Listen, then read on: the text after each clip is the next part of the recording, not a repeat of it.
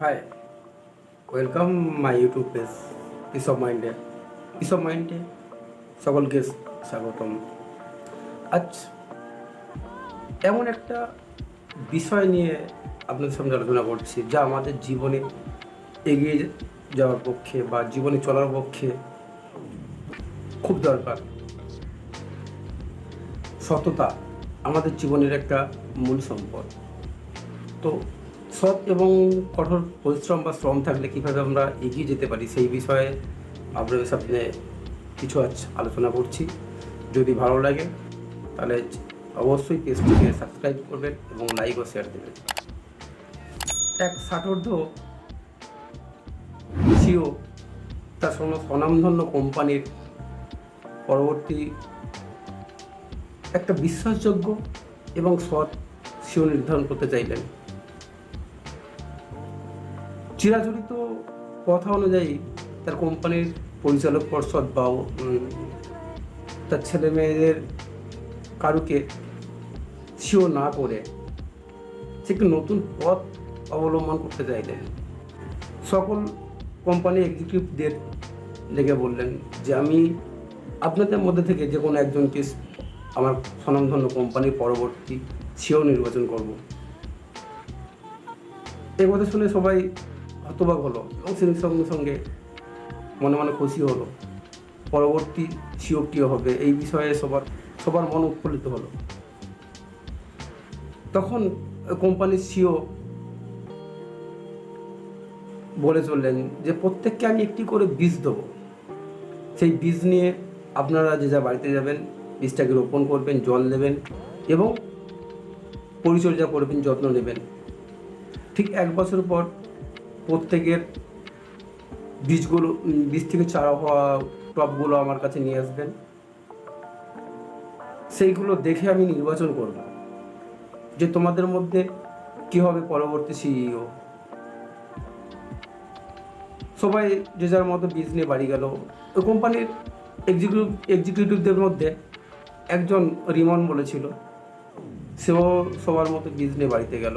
বাড়িতে যাওয়ার পর তার স্ত্রী একটা টব, মাটি এবং সার জোগাড় করলো। সেই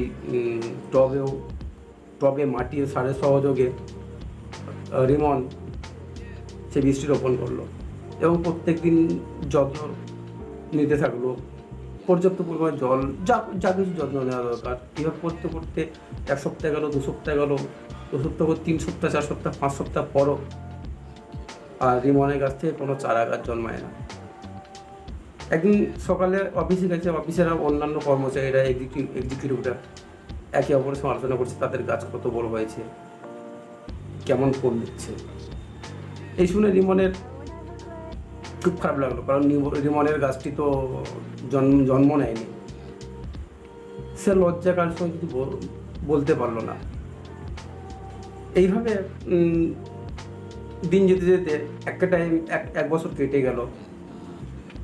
সবাই যে যার ফুল চারা গাছ সহ টপ অফিসে নিয়ে আসলো, অফিসের বোর্ডরুমে নিয়ে আসলো। রিমন কী করে ভেবে পাচ্ছে না, কারণ রিমনের টবে তো কোনো গাছই নেই।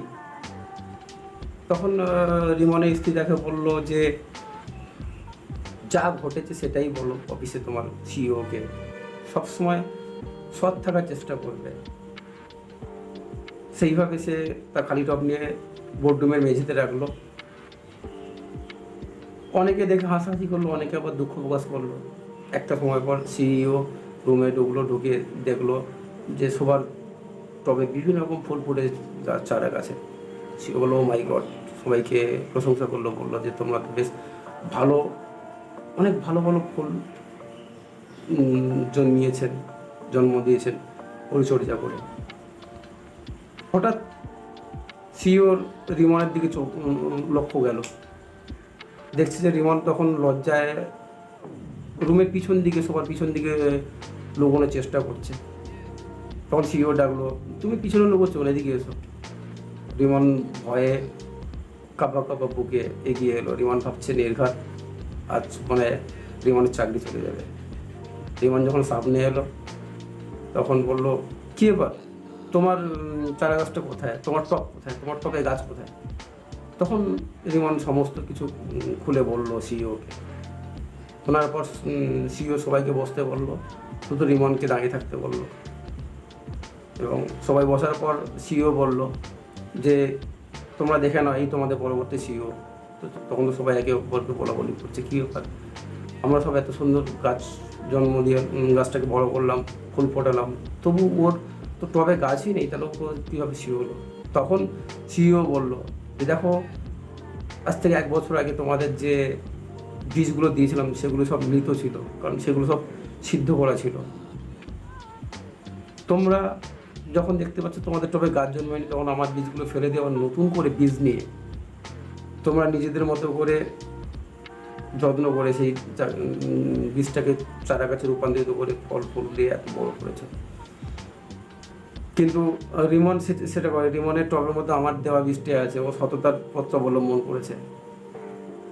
এই জন্য আমার কোম্পানিতে সৎ এবং যোগ্য সিওকে আমি পেয়েছি। যদি সততা রোপণ করেন তবে বিশ্বাসযোগ্যতা পাবেন, যদি সৎ গুণ রোপণ করেন তবে ভালো বন্ধু পাবেন, যদি করে শ্রম রোপণ করেন তবে সাফল্য অর্জন করবেন, যদি সুবিবেচনা রোপণ করেন তবে আপনি যৌক্তিক দৃষ্টিভঙ্গি অর্জন করবেন। তাই কী রোপণ করছেন সে বিষয়ে সতর্ক থাকুন। আপনি যা রোপণ করছেন তা নির্ধারণ করে দেবে আপনি আগামী দিনে কী অর্জন করবেন। আপনি জীবনকে যা দেবেন, জীবন আপনাকে তাই ফিরিয়ে দেবে। নমস্কার।